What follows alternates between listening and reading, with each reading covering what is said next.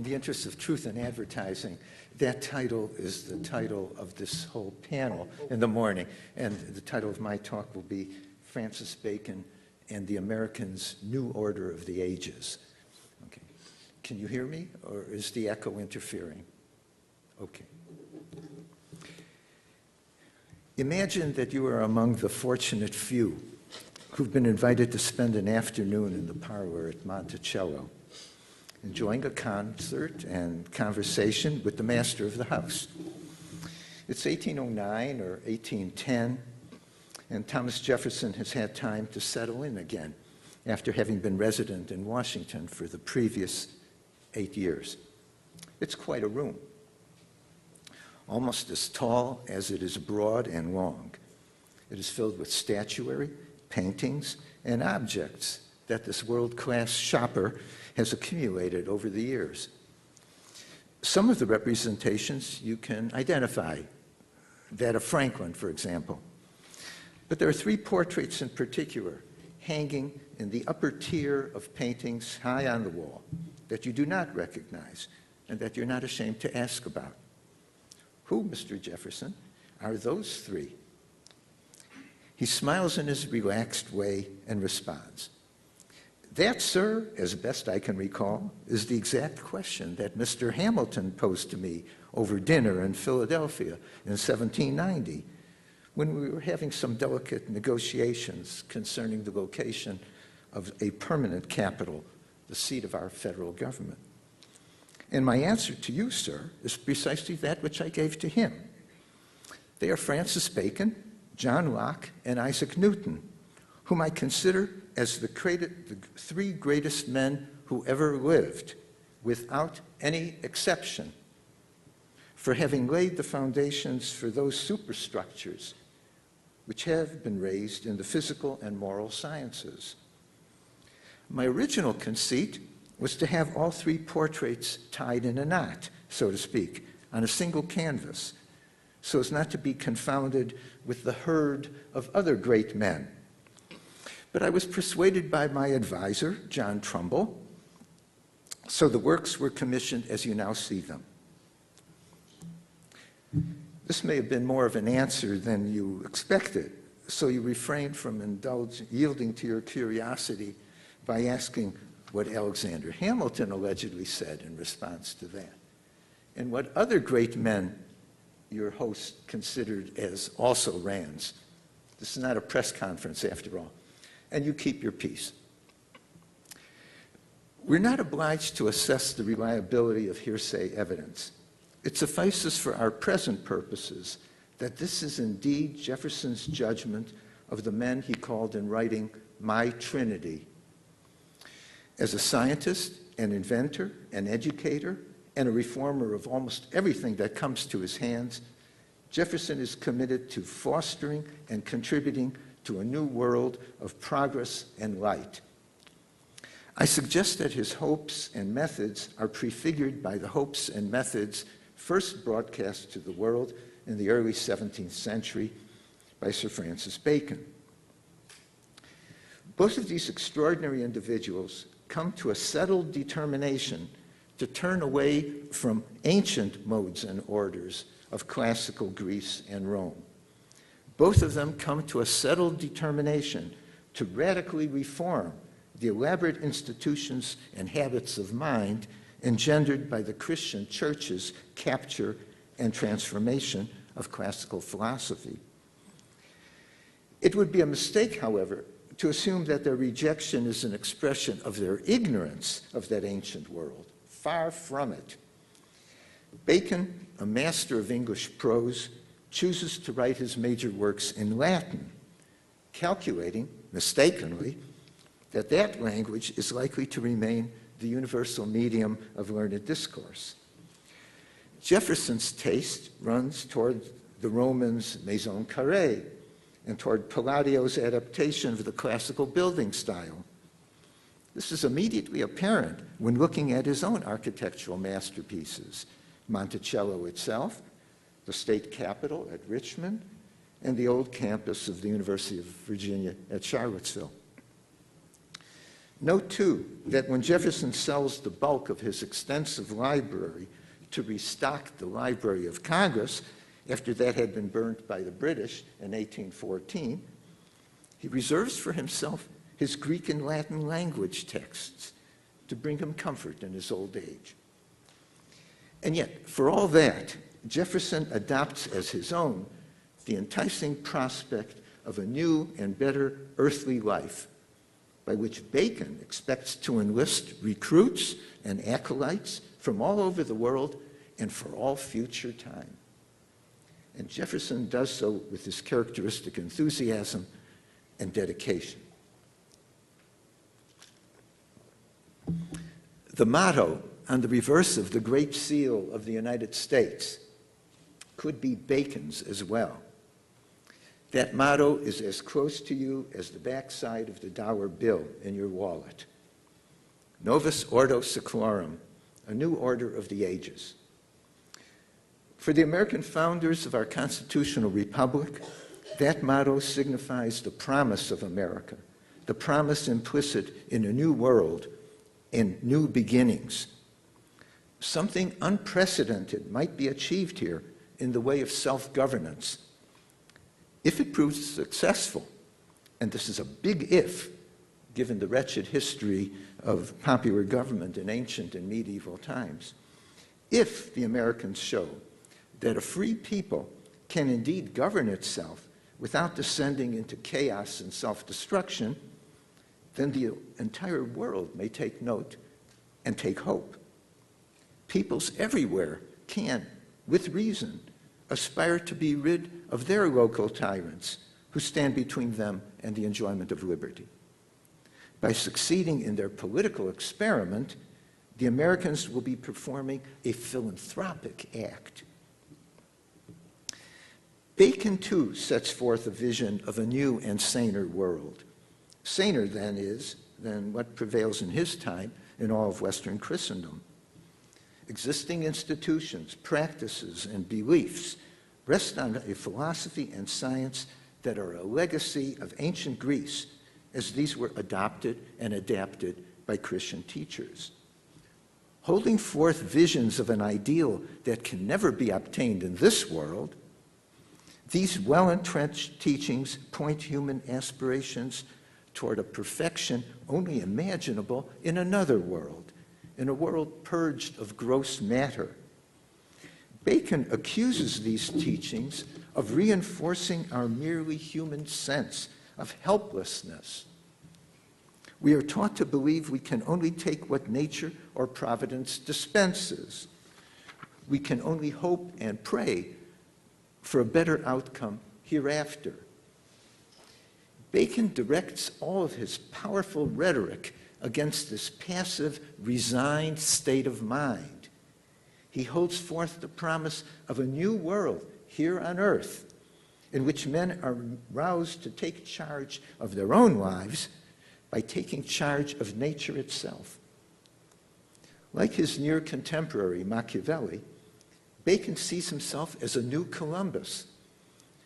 Just as the latter put an end to old illusions that one would fall off the earth if one traveled west of the gates of Hercules, the Straits of Gibraltar, so too would Bacon initiate a new way of thinking and acting that would blast old notions of human limitations.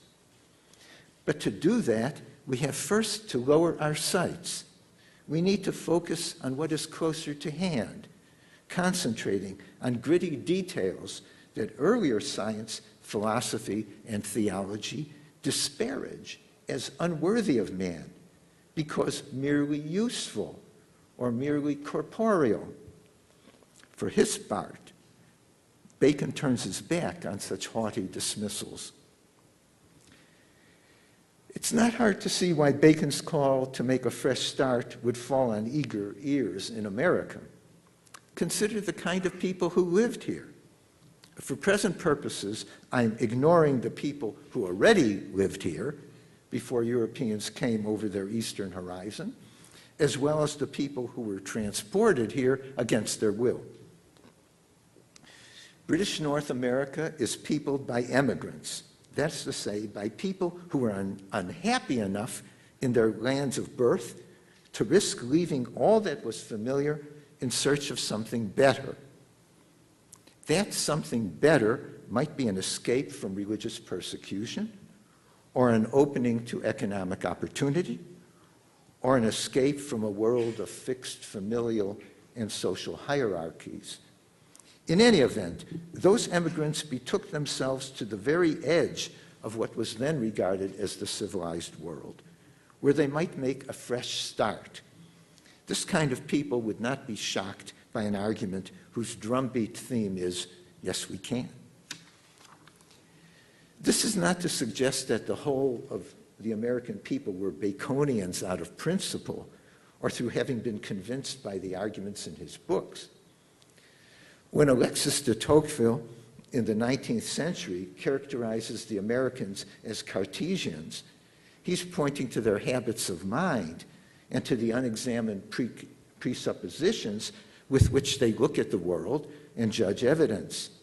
He's not asserting that they even heard of the discourse on method, let alone read it. So here too, we may conceive of the Americans, generally speaking, as unconsciously adopting the stance recommended and promoted by Sir Francis Bacon in his Great Instauration, his New Organon, his fable, The New Atlantis, and his treatise, The Advancement of Learning. I'm prepared to grant that perhaps not even 200, not even 100 18th century Americans read any or all of these revolutionary works by Bacon. Yet the stance toward the world and man's place in it that the philosopher meant to promote was already part of the mental furniture of the Americans. Thanks in no small part to European philosophers and essayists who learned from Bacon, developed their thoughts on his foundations, and popularized those teachings, Americans too could exhibit a modern, non-traditional cast of mind. To offer an example, many are already convinced that paying attention to small matters of evident utility was well worth our investment. In Benjamin Franklin's memorable words, this is the quote, "Human felicity is produced not so much by great pieces of good fortune that seldom happen, as by little advantages that occur every day."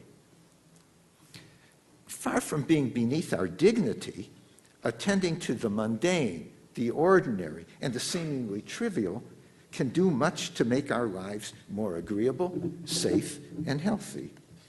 There's always room for progress and improvement. This is a thought that spurs us onward. In believing this and acting on it, Americans of the Revolutionary era are already participants in a movement of emancipation and enlightenment that Bacon has set in motion.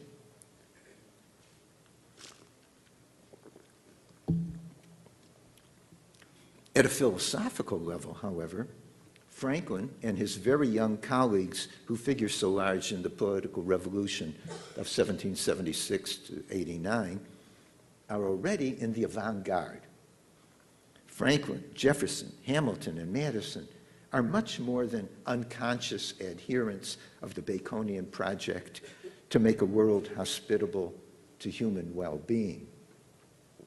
In their own special ways, and they are distinctive, they are all dreamers of an American world that would differ from that of old Europe. It would be a world that unleashed human creativity and ingenuity to bring better conditions of existence to the population at large. Its crowning achievement would not be anything resembling the astonishing palace and gardens of Versailles, that bold announcement to the world that Louis XIV, the Sun King, lives here. Nor would the Americans' crowning achievement resemble the awesome concentrations of power and wealth that permitted that king to conduct pogroms against the Protestant Huguenot subjects, his subjects, and in general to indulge unchecked his expensive taste for endless wars of conquest. I do not mean to suggest that in eschewing glory and conquest on the European model, the American founders revealed their own petty tastes and inclinations. Don't jump to the conclusion that sneers just what you would expect from colonials, condemned to living on the periphery, consumed by envy, and wishing that they might play with the big boys in the metropolis. Americans have their own continent to conquer. Even the Pacific-minded Jefferson and Madison take that for granted. And the far more militant Hamilton looks forward to American ships besting other nations' effort to control the China trade. But what they take most pride in anticipating, their crowning achievement, so to speak, is deeply informed by Sir Francis Bacon's philosophy. I will try to suggest a case for that assertion. We need to turn back to Bacon's own vision, as exemplified in the writings I cited earlier, his Great Instauration, his New Organa, his fable, The New Atlantis, and his treatise, The Advancement of Learning. These are monuments of his relentless efforts to reconstitute human society through emancipation from the old and an enlightened move toward the new, a turn in new directions and toward new possibilities. Bacon is certainly no Democrat, with a small d, and he's far from disdaining luxuries and high living. But for him, the greater achievement an individual and a society might strive for consists in an assertion of the human will over a physical world that is elusive, resistant, and inhospitable to man. With his eyes fixed on that goal, Bacon coolly considers everything that impedes human mastery. Most especially is he concerned with the prevailing beliefs, the influential teachings of earlier philosophers, the organization of the sciences, the curriculum in universities, and the general preoccupation with religious orthodoxy that has for so long embroiled Christendom in self-cannibalizing civil wars. These hardly exhaust the targets at which he aims his criticisms. Even more to the point are the concerns that he would substitute for those stultifying preoccupations. Bacon envisions a world that emancipates science and scientists to examine the natural world with the focus and intensity of a criminal investigator. Nature, in his pages, in no way resembles that good old Mother Nature you may recall from your childhood books. She's not forthcoming. She's not even presumed to be on your side. She has secrets she withholds, secrets that would make our lives easier and longer if only we could get our hands on them. There's so much to learn of which we are ignorant, but we have to vex, this is his word, we have to vex nature in order to bring those secrets to light. Think of the controlled experiment. Hold everything constant, save for one isolated variable. This modus operandi was conceived by a former Attorney General of the Crown, who tolerated and probably employed torture when he deemed it necessary.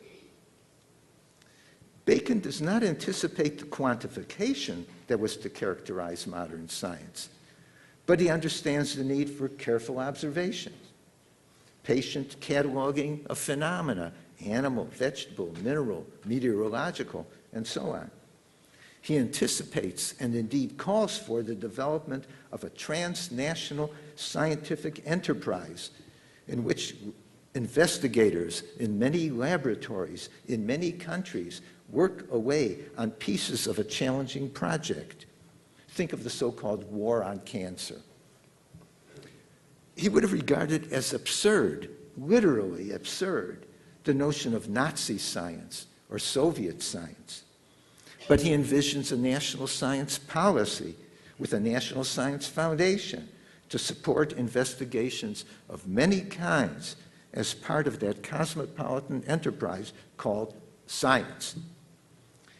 He deplores the intemperate rush to find applications of scientific discoveries, insofar as those diversions may preempt deeper probing and deeper understanding of the workings of the natural world. At the same time, he rejects the lofty disdain for practical applications that was so characteristic of ancient science. This hardly exhausts the depth and reach of Bacon's plans, nor does it even hint at his concern to enlist technology in the effort to secure a better quality of physical life for mankind at large. The broad outlines of this brave new world he envisions are cast in the form of a fable told by a European sailor who reports what he saw and was told when his marooned ship drifted onto an otherwise unknown Pacific island called Bensalem. The fable is titled The New Atlantis. That's to say, emphatically not the old Atlantis mentioned by Plato. It is an island of peaceful domesticity, simple, healthy living, and a seemingly tranquilized populace. The population at large concentrates on healthy living and engendering large families. There's no internecine religious fighting. In general, one must say that zeal of every kind has been tamed. If there's a government, it is barely to be seen. The island's relations with the rest of the world are shadowy and exploitative. This utopia, or is it a dystopia, is run by scientists according to their lights and without accountability to anyone other than themselves. Maybe there are people in this room who think that's the promised land. They claim to have a control over weather and other natural phenomena that exceeds anything the rest of the world can even imagine. In reporting the existence of this remarkable place and its even more remarkable features, our sailor fulfills his assigned mission. He carries forth to old Europe the message of hope in which Bacon wraps his vast project for making a new beginning.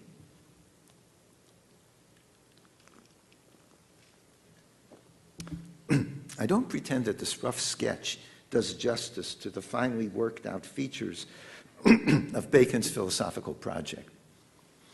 But it might suffice as a point of reference when I turn now to the American founders and ask, to what extent and in which respects do their actions and expectations for the newly constituted United States of America bespeak their debt to Sir Francis Bacon? Let's begin with the oldest, Benjamin Franklin. If there's a byword that Franklin would have you always bear in mind, it is utility. His experiences with all sorts of people in many lands and over a very long lifetime impressed him with the ways in which pretensions, pride, short-sightedness, and a host of other irrational impulses keep us from truly serving ourselves. We aim for the grandiose and end up falling on our faces. In our anxious concern over how we appear to others, we neglect to deal intelligently with things that are within our control. This is not a case of Franklin's urging us to trim our expectations to fit our paltry capacities. Not so. That would be taken for a counsel of despair. He is urging, rather, that we think clearly, realistically, systematically about how we might advance our cause and our interests. Here are the master's own words, in effect a credo, by which he would have you believe he attained his worldwide fame and success, and by which you might succeed in your sphere as well. Quote,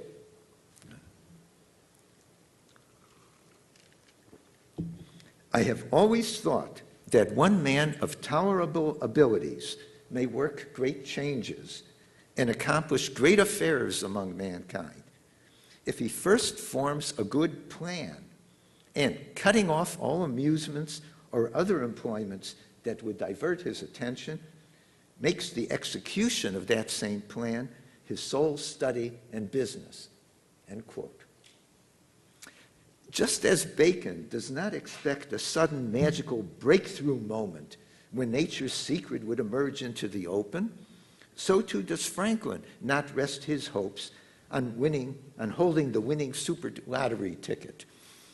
We gain on our objective gradually, but with patience and focus, we have no rational grounds for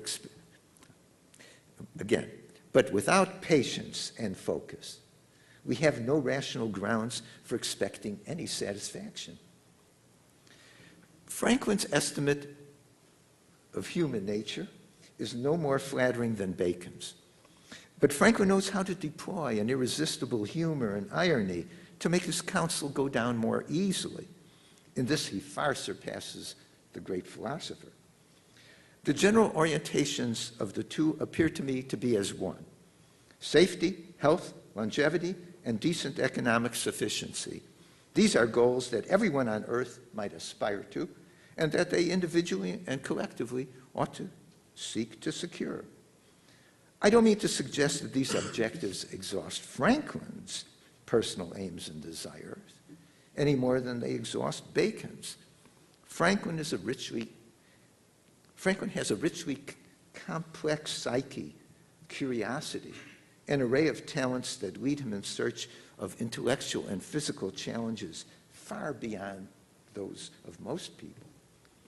In short, he's a genius. And what satisfies most people will hardly do for a genius. But that said, there's no denying that his level-headed estimate of the possible is not blinded by shining ideals hovering over the horizon. This is exemplified in the famous anecdote told of him when the Constitutional Convention had finished its work and adjourned, and he was leaving Independence Hall. "Well, doctor," a woman called out, "what have we got, a monarchy or a republic?" "A republic," he replied, "if you can keep it." This sense of great possibilities, but with no guarantee of success, is shared by all the founders I've mentioned. They steer clear of untroubled optimism and gloomy despair alike. Even Thomas Jefferson, the founder most given to swings of mood, understands that. Accordingly, he is especially concerned with erecting institutional barriers against despotism, and at the same time contriving an educational system that would help make ordinary people the best guardians of their own liberties. This is not especially Baconian, but does reflect the philosopher's deep respect for the vicissitude of things. We may do the best we can in making our plans, but life has a way of finding our blind side. In that sense, the founder's work is never done, and no later generation can simply enjoy the benefits bequeathed by earlier generations cost-free. Jefferson, like Franklin, fills the bill if you're looking for a representative figure of the American Enlightenment. Abounding with ingenuity, inventive, ceaselessly curious, talented in the arts and law and literature and more, he dazzles and surprises you at every turn. The one book he composed, Notes on the State of Virginia, shows a good sample of his engagement with life in so many of its manifestations. This is a man who makes lists and keeps records.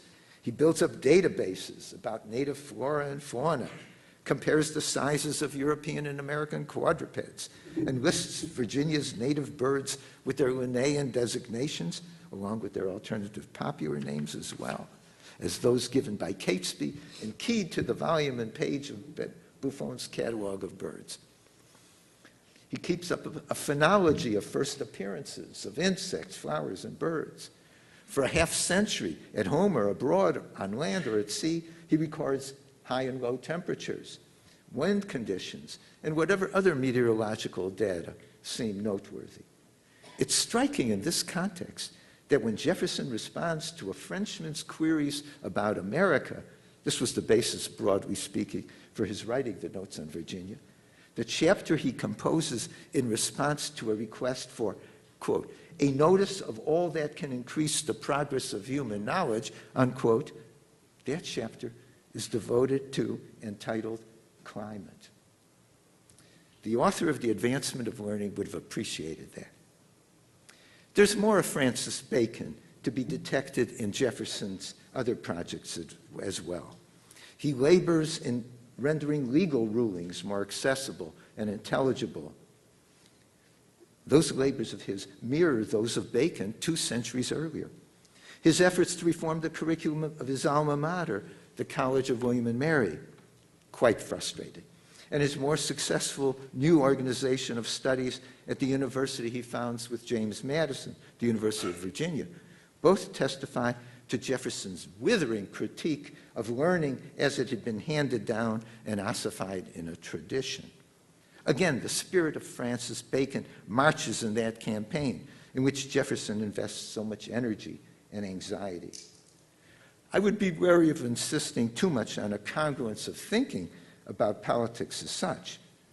Bacon is no proponent of a weak executive, nor is he insistent on a fairly rigid separation of powers. Remember, he speaks of judges as being lions under the throne. He is a thorough imperialist, and he is surely no Democrat. But both men are advocates of a meritocracy, and to that extent might be thought of as Republicans. One can hardly expect Bacon, writing in the reign of James I and hoping against hope for more royal patronage, to be as free in his political expressions and hopes as Jefferson atop his little mountain on the western frontier.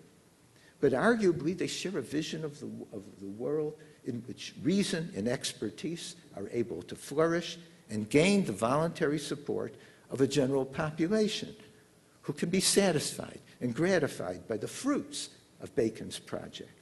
They might join in calling that the pursuit of happiness. A few words now about Madison and Hamilton.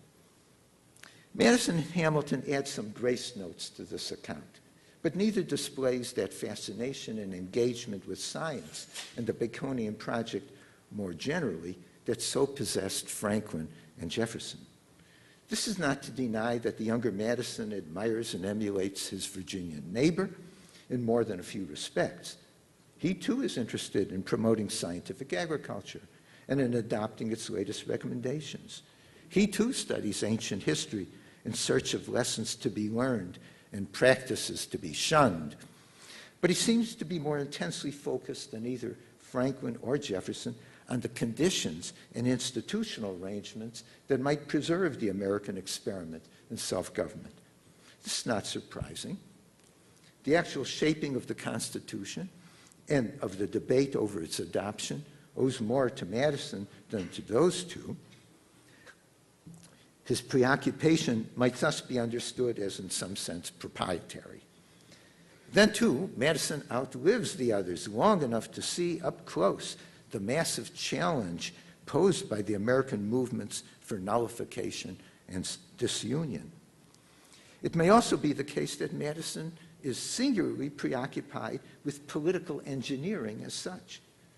This is perhaps an outgrowth of his deep, lifelong studies of federalism, republicanism, and constitutionalism. He combines a bookish, meditative cast of mind with a shrewd sense of what it would take to build a nation. In this he resembles, but arguably surpasses, Jefferson. So although Madison is an exemplar of the Enlightenment in America, his temperament and clear-eyed realism keep him from the excess, doctrinarism, and enthusiasm, that's a dirty word in his world, that afflict enlightened counterparts in Europe who think of making their own fresh start and new beginning. An argument might be made that Alexander Hamilton is a case apart, that he is an outlier among the other founders and not properly to be searched for symptoms of residual Baconism. But that would not be my argument. If anything, Hamilton embodies prominent features of Bacon's philosophy, and, if that matters, Bacon's psychic makeup as well. Hamilton, like Washington, is in this respect a continental character. He's not constrained by parochial loyalties. Standing in a new nation, precariously perched on a vast, unexplored wilderness at the end of the world, he casts his thoughts forward. He imagines an empire already in existence, a rivalry with the greatest powers on earth, a commercial and industrial and financial giant with unlimited and illimitable prospects. At this very time, the Secretary of the Treasury has to answer the office door himself. So few are the clerks available to take care of daily business. Otherwise put, Hamilton embodies with his restless energy, his driving ambition for himself and his country, his unapologetic realpolitik, much of what Bacon commended in A King's Counselor. That Hamilton judged himself a failure toward the end of his all-too-brief life might be taken as a clear statement that he thought the Americans of his day were not prepared to become the America of his imagination, that America was not Baconian enough. To conclude, I could not and did not promise you a demonstrative argument that the founders most prominent in the shaping of our modern republic are disciples of Bacon through and through. I've only attempted to suggest ways in which Bacon's interpretation of human possibilities manifests itself in American attitudes and institutions. In doing so, I've completely ignored another set of individuals who might, with some justice, also be considered founders of this country. John Winthrop, William Bradford, Roger Williams, and William Penn, to name only some of the most famous. If I'm not mistaken, these men are untouched by Bacon's way of thinking and stand in sharp contrast to his project. Yet they too have hopes for making a new start in the new world. And they too have had their share in shaping American society. The same dollar bill that bears the words Novus Ordo Seclorum carries the motto, "In God we trust." We're left to ponder and compare the distance that separates the expectations and preoccupations of Americans today from the mindset of each of these groups of founders. Thank you.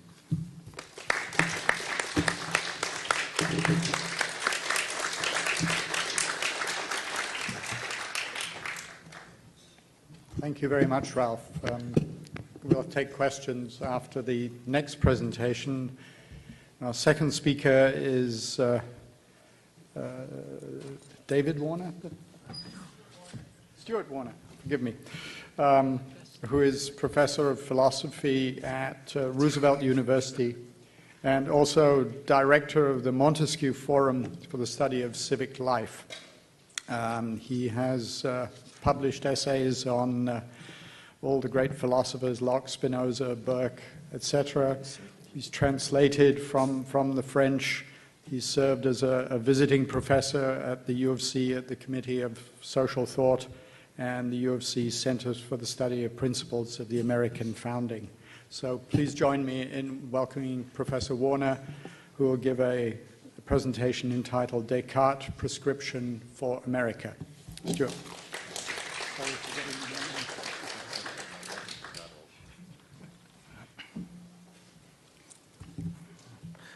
Good morning. I'd like to dedicate my essay to Dr. Pamela Edwards from the Jack Miller Center, who does a marvelous job in transforming Jack's ideal into the practical realities of academic life, a very difficult thing.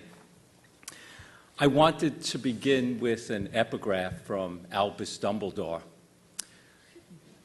but I thought that magic might not go over so well in a university dedicated to science and technology.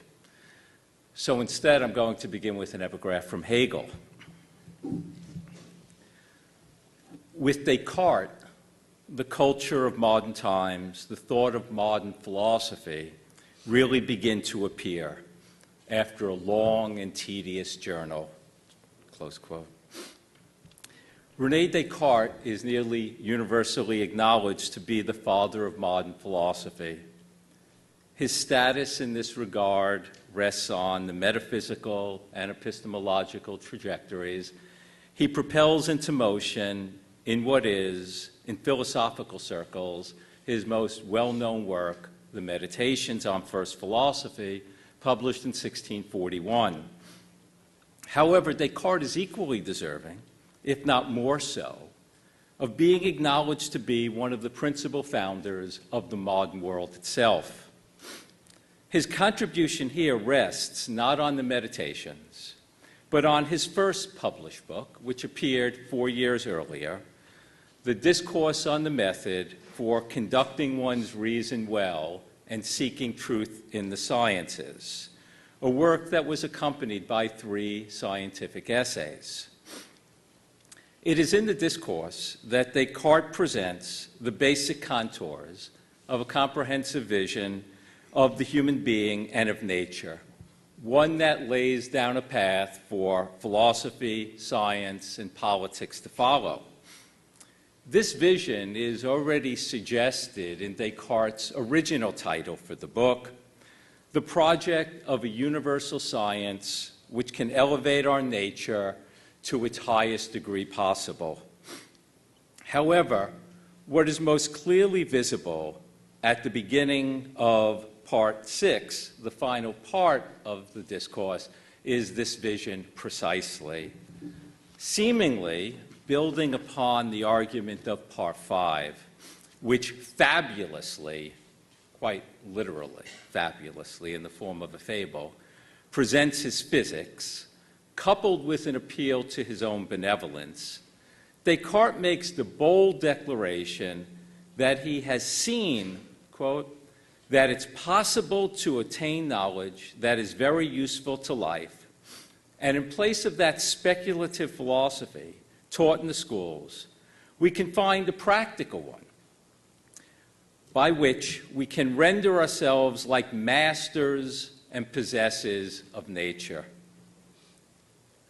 This is desirable not only, he continues, for the invention of an infinity of artifices which would enable us to enjoy, without any pain, the fruits of the earth and all the commodities to be found there, but also principally for the preservation of health, which is, without doubt, the primary good and the foundation of all other goods in this life.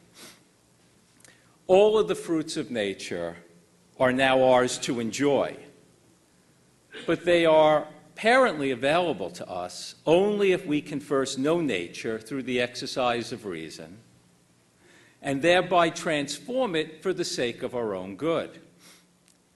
Juxtaposing Descartes' original title for the discourse with the above quotation, though, suggests that we need to think about how Descartes understands the relationship between knowledge of our nature and knowledge of nature more generally.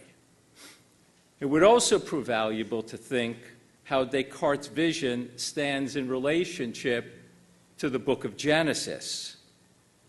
Quote, "The serpent said to the woman, for God doth know that in the day ye eat thereof, then your eyes shall be opened, and you shall be as gods, knowing good and evil." However we are to understand that juxtaposition, Descartes' founding vision is easily recognizable in a world that operates as ours does under the horizon of science and technology.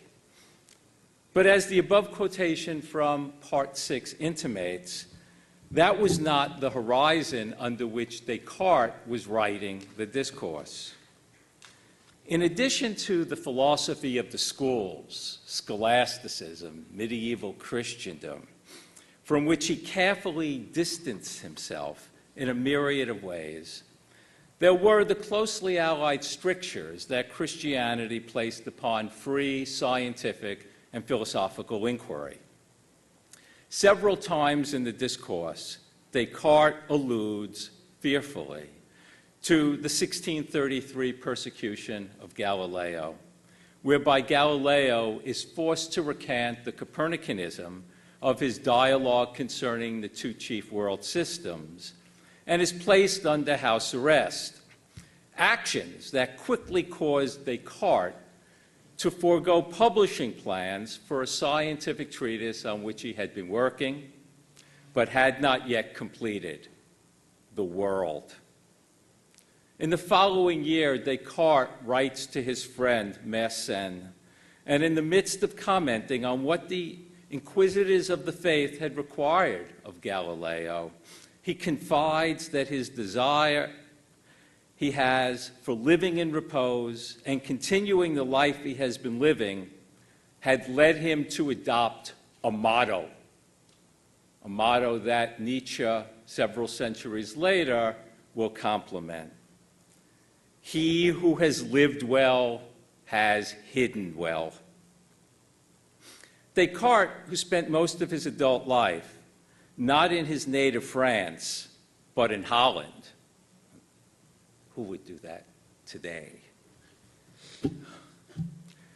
Silently appropriated this line from Ovid's Tristia, sadness, sorrow, a poem written while Ovid was in exile, a condition brought about, the poet conjectures, because certain of his amorous poems might have found political disfavor with the Emperor Augustus.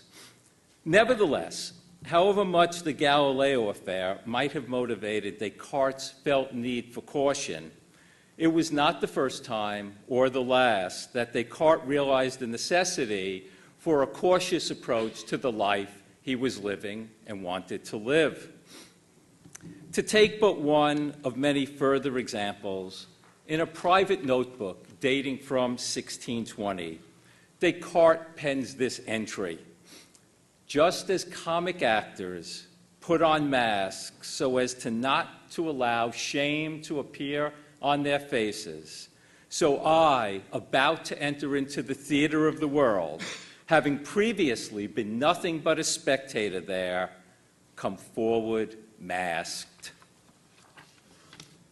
Perhaps it is simply inherent in the character of Descartes' mask, but the discourse reveals itself through its unique literary character. While painted in the colors of irony and dissimulation, the book takes the shape of an intellectual autobiography, which alternatively first characterizes itself as a painting, then a history or story, then as a fable. As an autobiography, although the final two-thirds of Part 1 canvasses Descartes' university years, starting at around the age of 10, most of the book, most of the discourse is situated between and exactly between 1619 and 1637, its year of publication. This span of year makes the book, by design, coeval with the first 20 years of what will come to be called the 30 Years' War. Couldn't come to be called until it was done after 30 years in 1648. This span of years, that is, Descartes presents the religious civil warfare that was the 30 Years' War that was occupying Europe as shadowing the presentation of his life and ideas. Of course, unbeknownst to Descartes, was that in the very same time frame, the early colonies of America were being founded, in some cases by individuals such as Roger Williams in Providence, established in 1637, seeking a freedom of belief and action with which Descartes would surely have sympathized. However, although Descartes' name was known during the development of America's colonial period, and especially during the height of America's founding era, unlike such thinkers as Francis Bacon, John Locke, and Isaac Newton, whose own physics had effaced the Frenchman's in significance in Europe, Descartes was far from venerated, and his books and ideas were scarcely discussed.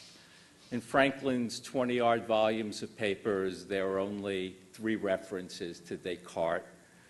one as part of a joke having to do with passing gas, about which Franklin apparently knew a great deal. Hardly the subject of veneration. He was far from venerated, his books and ideas scarcely discussed.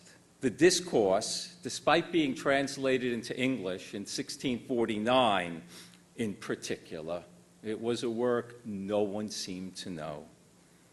It remained for Alexis de Tocqueville to highlight Descartes' specific importance to America.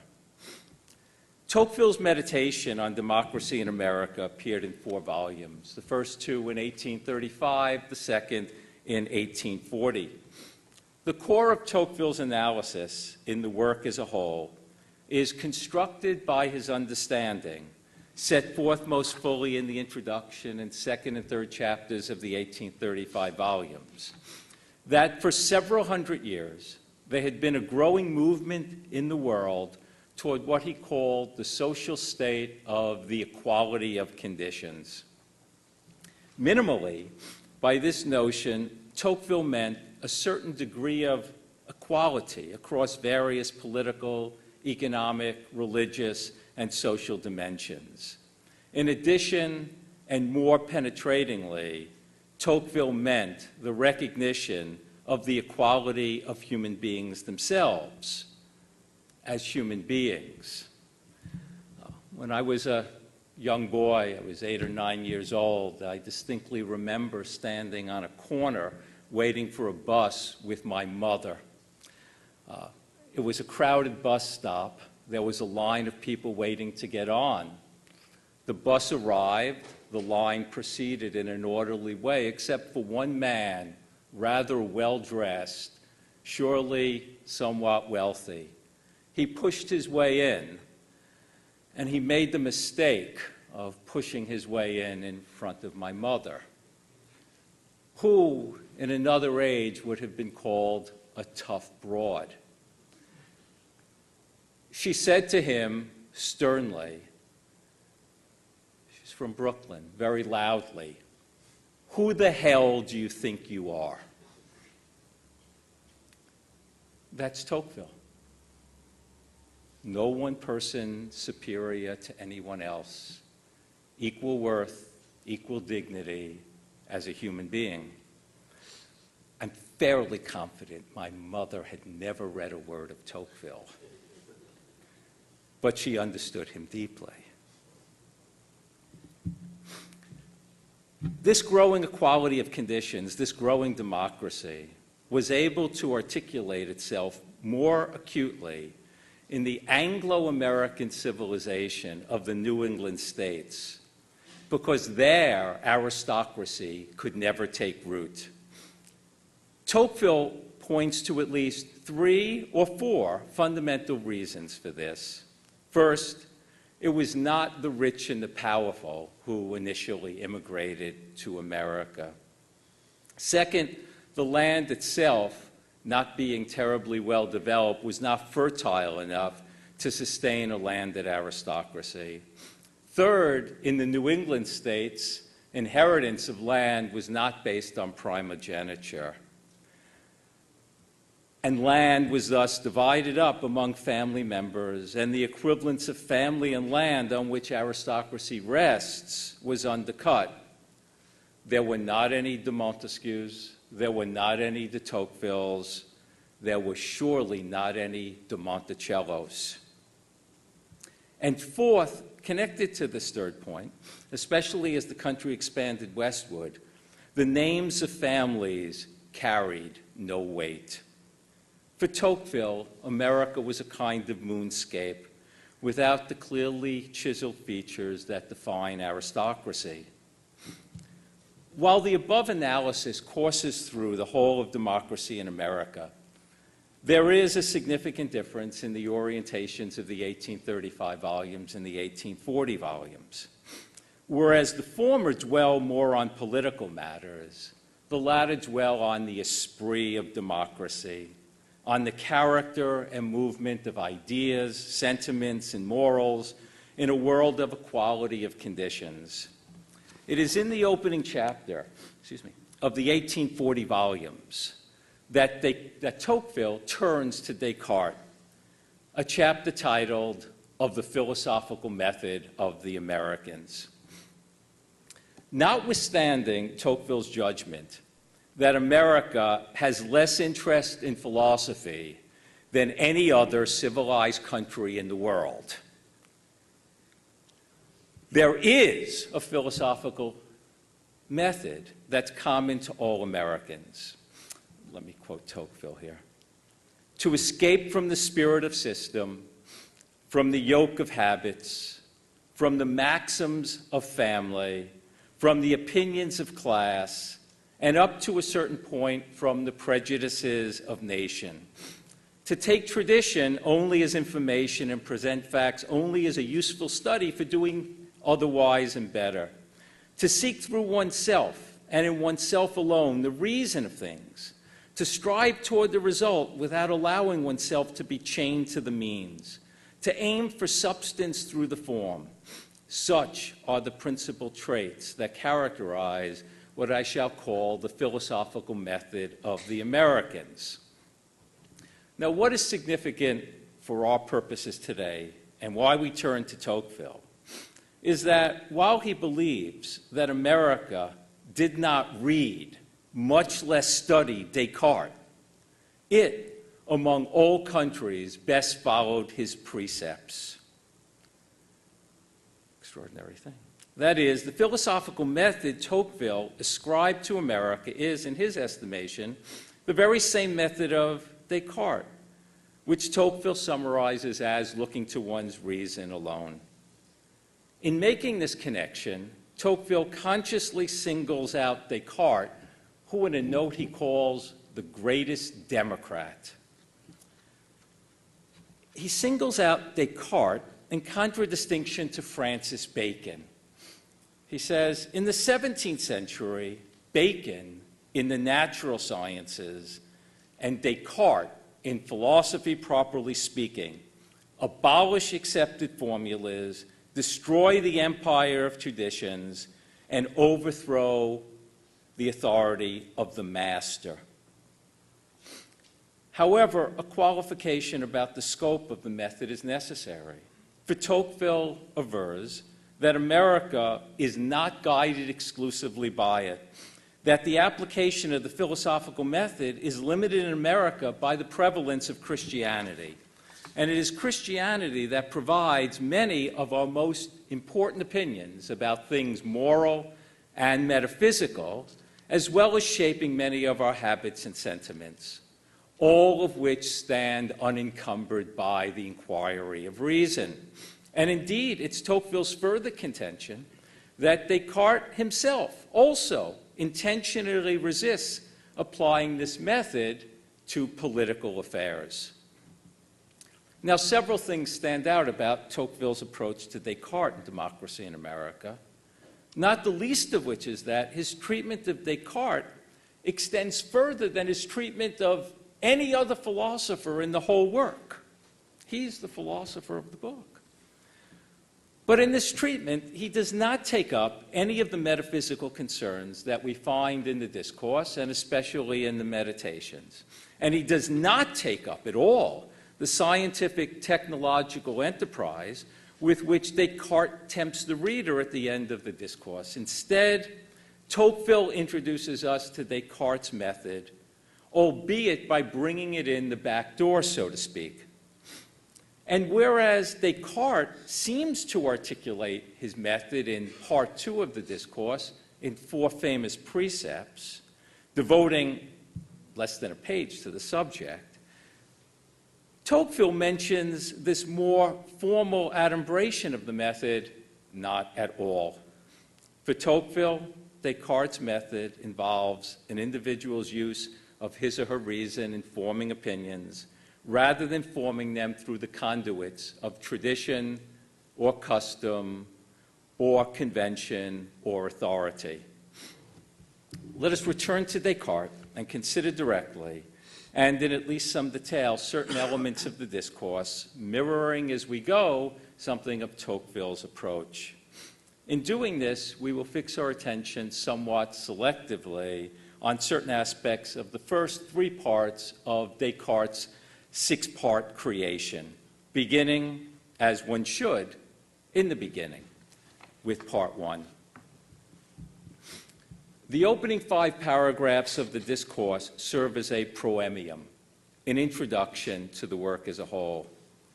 The first of these paragraphs presents an argument that, if taken straightforwardly, fails on its face. Good sense or reason, we are told, is the best distributed thing in the world. Indeed, in this, we're naturally equal. Descartes reasons this out as such. First, even those who are the most difficult to please are customarily dissatisfied with how much good sense or reason they have.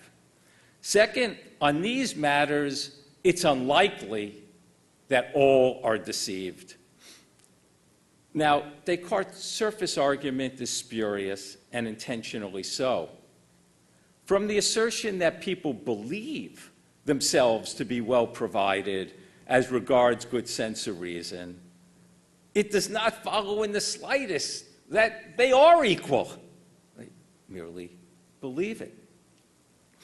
However, the action of this spurious argument brings to light another one, lurking, as it were, beneath the surface, to the effect that there is a natural equality among human beings, and this consists in human beings believing that they are sufficiently equipped with what has been apportioned to them of good sense or reason, and not desiring any more.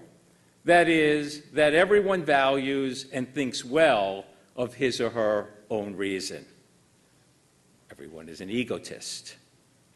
Moreover, when it comes to the judgments that one might make about one's own good sense, it does not matter whether they are justified in being so. In fact, by announcing that in this it's unlikely that all are deceived, and think about this for a moment. The argument that we are naturally equal in good sense is that it's unlikely we're all deceived.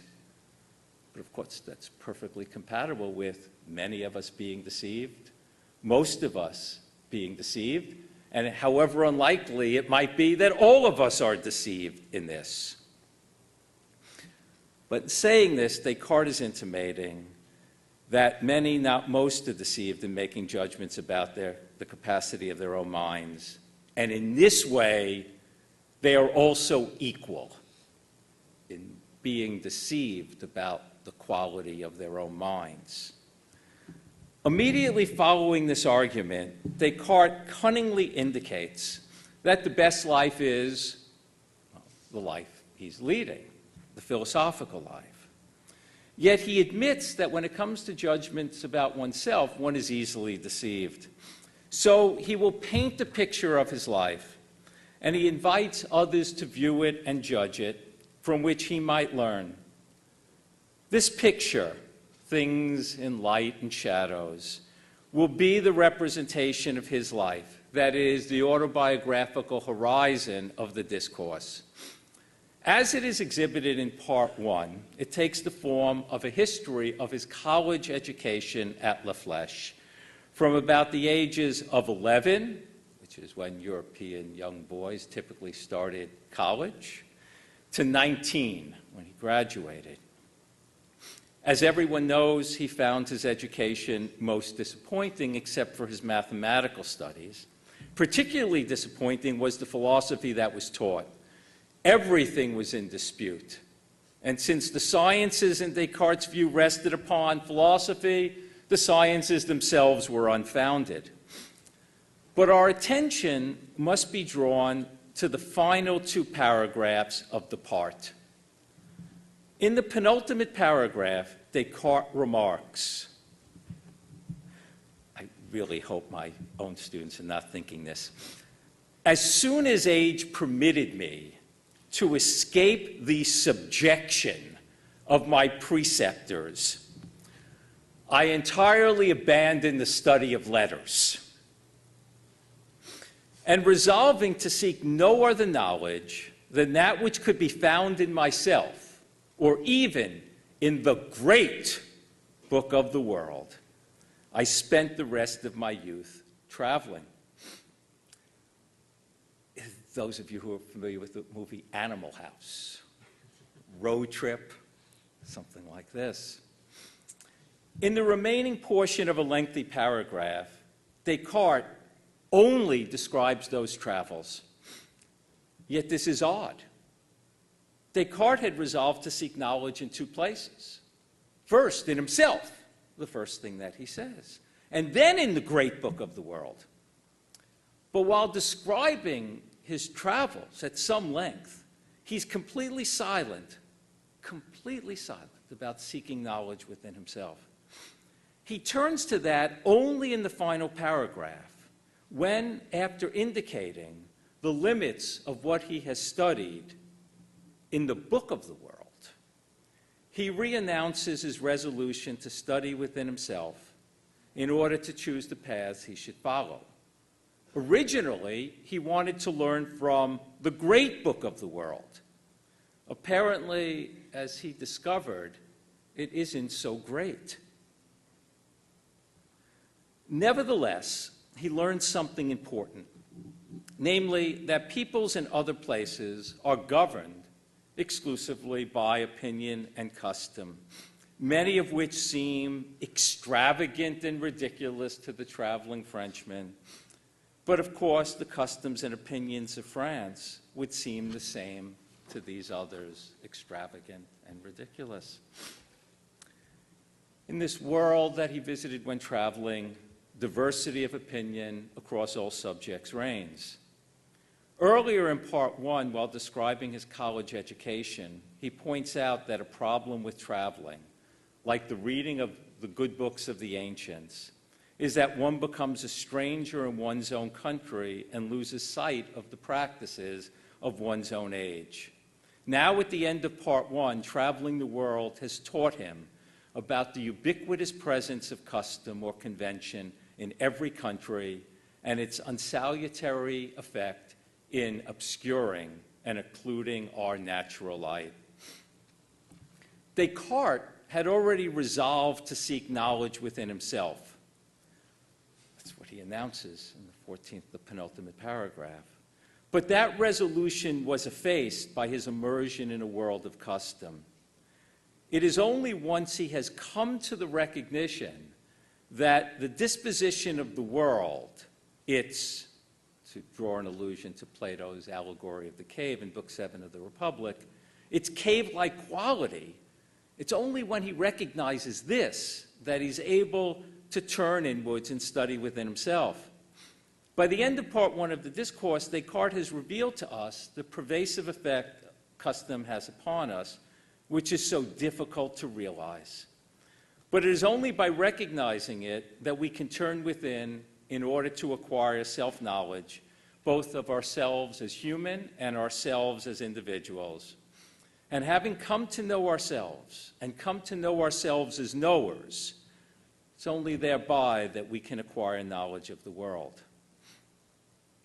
Part two begins dramatically with the most famous scene in the history of modern philosophy, the second most famous scene in the whole history of philosophy, second to Socrates' death scene. The year is 1619. Descartes, alone in winter, in a poêle, a stove-heated room, without conversation, untroubled by cares or passions, completely at leisure to converse with his own thoughts. One of the first to come to him was that there is often not as much perfection in the works composed of several masters, consisting of several pieces, than those, in which one alone has labored. Many masters working on complex things will often not produce as much perfection as a single master working alone. To illustrate this thought, Descartes arranges 5 endlessly complicated examples involving 5 arts: architecture, city building, legislation, in which God figures prominently, reasoning by a man of good sense, and judging by a man of unaffected pure reason. in which the single master is shown to be superior to the many. In each example, though, the many are working with lesser materials. In any case, the first and last examples will interest us most in this context. However, we need to uncover something. We need to turn to the less famous second paragraph of Part 2 in order to do this. There, in this second paragraph, Descartes invokes architecture as an image. We do not see anyone tearing down all the buildings of a city in order to render it beautiful. Yet one does see an individual tearing down his own home, especially when the foundations are weak, in order to rebuild it. Descartes then likens buildings to opinions, and he's thereby encouraged to engage in methodical doubt and call all of his opinions into question, apparently leaving the opinions of the city standing. With this in hand, what happens in the second paragraph? Let us build up the first and final examples of the opening paragraph. In the first, the single architect arranges buildings more beautiful and better ordered than the many architects who are working with older materials previously used for other ends. In the final example, Descartes makes use of an ideal man of reason, someone whose judgments, if he possessed the complete use of reason from birth, would surpass that of, dare I say, normal men whose reason matures later than other faculties and who are early on governed by their appetites and the teachings of their preceptors. Each of these two examples is strange. The one about the architect, because everywhere else in the book, and I mean everywhere, it is all over the place, architecture, buildings, and foundations function only as images, as metaphors, and in every case they represent opinions. The one about, and hence it's odd that in this example about the architect seems to be functioning literally, not as an image. The example about the man of pure reason whose judgment would be superior is odd because there can be no such man. When we compare these examples and the opening paragraph generally to the second paragraph, what immediately stands in sharp relief is that as regards the single master, he is constructing something from the ground up. While in the second paragraph, Descartes is tearing down his own house, that is, his own opinions. Were it possible for Descartes to be the man of pure, unaffected reason, he would be able to build his opinions from the ground up also, like the architect. But this is not possible. The architect in the first example of the opening paragraph can begin at the beginning in practicing his art. However, Descartes, in exercising reason, cannot begin at the beginning. Thus, he must pursue a kind of second sailing. He must begin again, but approximate as closely as he can what it would mean to begin at the beginning, thus fully imbued with reason at the outset. The only way Descartes can mimic this is a process of methodic doubt, of calling all of his opinions into question, tearing them down, and starting over. Descartes rejects such a tearing down enterprise as regards the city. Reformation is possible for him, but is, he says, overtly dangerous for the city. But does he mean it? Continuing, at the beginning of Part 3, Descartes once again invokes the image of the architect. If one's to tear down one's house, one needs a place to stay while one is doing it and the construction is being done. Similarly, if one's calling one's opinions into question, one still needs to act, and thus one will need something to guide one's conduct during that period. Now, at the head of the discourse, Descartes places a note in which he provides a précis for each of the 6 parts of the work. The précis for Part 3 informs us that the author will provide rules of morality which are drawn from the rules of the method that he provides at the end of Part 2. Presumably, in Part 3, those rules of morality will be our guiding light while we're calling our opinions into question. However, we can discover a discrepancy between what the précis tells us Part 3 will be about and what we actually find there. And indeed, in every case, there's an important discrepancy that is the key to understanding the work between précis and part. But in this case, about the rules of morality, in the first place, we don't find rules. We find maxims. In the second place, we don't find maxims of morality. We find maxims of a provisional morality. Finally, Descartes tells us that the provisional morality consists of 3 or 4 maxims which I would like to disclose to you. You should approach someone who has children and ask how many children the person has, and if the person responds, oh, 3 or 4. Well, 3 or 4 maxims? You wrote the book. There it is. Descartes was the greatest mathematician of the first half of the 17th century. Can't he keep this straight? 3 or 4? Our reflections will start, though, with the meaning and import of the provisional character of the morality. Provisional surely might be meant in at least 2 senses. After all, what's a provisional morality? Imagine if you violate some moral code, it's only provisional. My students have suggested that of my syllabi, that they were merely provisional. Self-applied. 2 possible meanings of provisional. First, temporary, and thus subject to revision or replacement by something more permanent. And second, a provision needed to achieve some end, as in the provisions one brings along in going camping. In this latter sense, a provisional morality might very well be a permanent one.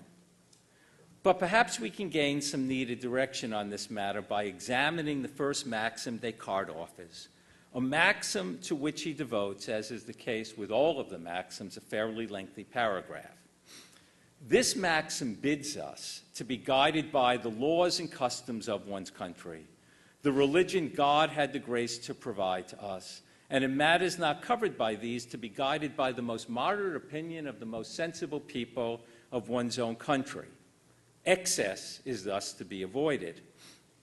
Now, I've stated this maxim too generally, for throughout Descartes' articulation of the maxim, he speaks only of I, of himself.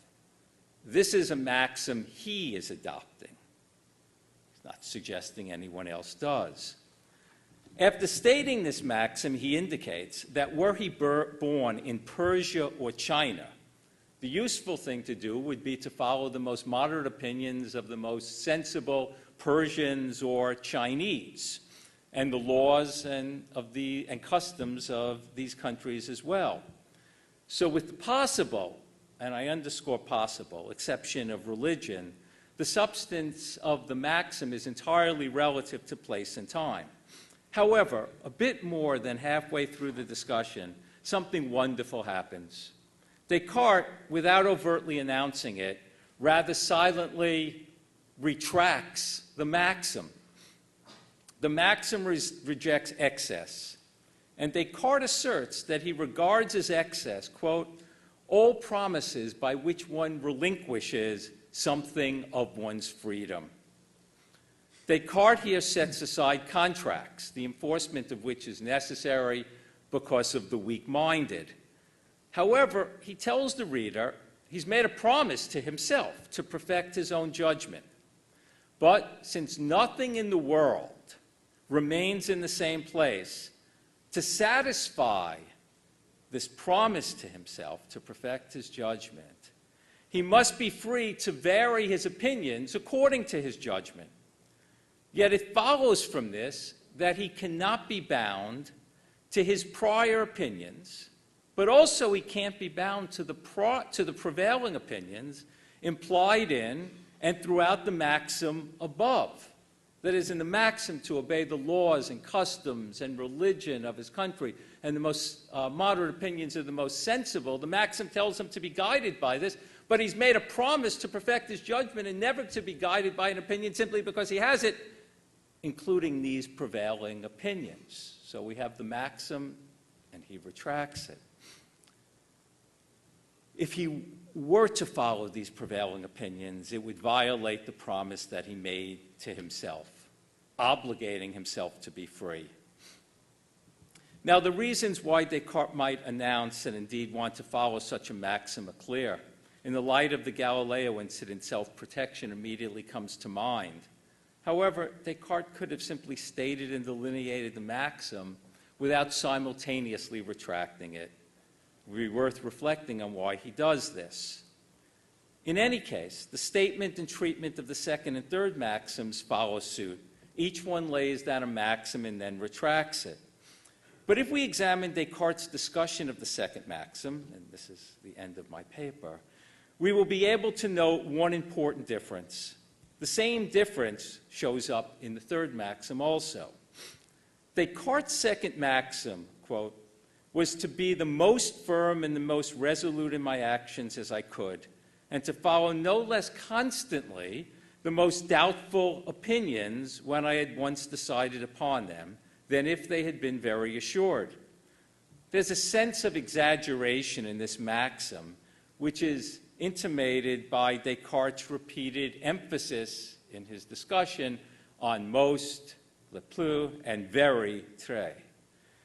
It is one thing to say we have to act under conditions of uncertainty, but to follow the most doubtful opinion, as the maxim says we should, as if it were the most very assured one, is quite another matter. The sense of resoluteness here seems excessive. And indeed, as Descartes continues, he notes that when we must act and we're unable to discover the most true opinions, it's a very certain truth that we should follow the most probable. And if we find that not one is more probable than any of the others, then among these probable opinions, we have to choose one of them. This is indeed Descartes' true position on what it means to be resolute, but he continues, this remarkable passage. And this true position of how to act in conditions of uncertainty, and this was capable from then on of freeing me from all the repentance and remorse that customarily agitate the consciences of those weak and vacillating minds, which allow themselves and constantly to go practice as good the things they later judge to be bad. Now, although it might appear that the resolute minds of the maxim could not be more distinct than the feeble, weak, vacillating minds of the end of the paragraph, we think Descartes is linking them together as one. He has a view to a type of person for whom evidence does not matter, who is willing to make a commitment to act, even according to what we would recognize as the least doubtful of opinions. However, this same person is subject, either once evidence appears indicating one has in fact acted badly, or when others change their minds as to what this person ought to believe and the person follows suit, the person is subject to great regret. Descartes is thus trying to articulate a psychology he associates with Christianity, of a form of fanaticism coupled with regret that makes such things as the 30 Years' War possible. He thus retracts the second maxim just as he does the first. However, there's this important difference in his treatment of the first and the second. In the retraction of the second maxim, Descartes speaks of what is within our power. That is, the revised guidance is not for Descartes alone. It is for a broader subject. When Descartes turns to what would appear to be the fourth maxim, he does not term it as such. It is simply that which concludes this morality. His discussion there has a completely different character than his treatment of the three previous. For he tells us that they only serve to found the teaching in the conclusion, leaving us to reflect upon whether they are provisional in a way the conclusion is not. However this might be, the substance of this conclusion is that Descartes draws, is that the best occupation for human beings in this life is the one he's engaged in, the search for truth. However, like his treatment of the first maxim, this conclusion, never retracted, is carried out exclusively with reference to Descartes only. He makes no claim about the best occupation for anyone other than himself. Weighing this with his remarks about the other three maxims, it appears as if the whole of his morality is taken up with the question of the relationship between human beings and the conventions, customs, and traditions that inform and bind their lives together. But also careful attention to when Descartes is talking about I and talking about our might reveal that he's trying to forge a new understanding of that relationship for a new world, one that acknowledges the need for such bonds while at the same time bidding us to think about the worth of philosophical questioning and to whom it might extend. But lest I wear out my welcome, I leave those reflections for another day. Thank you.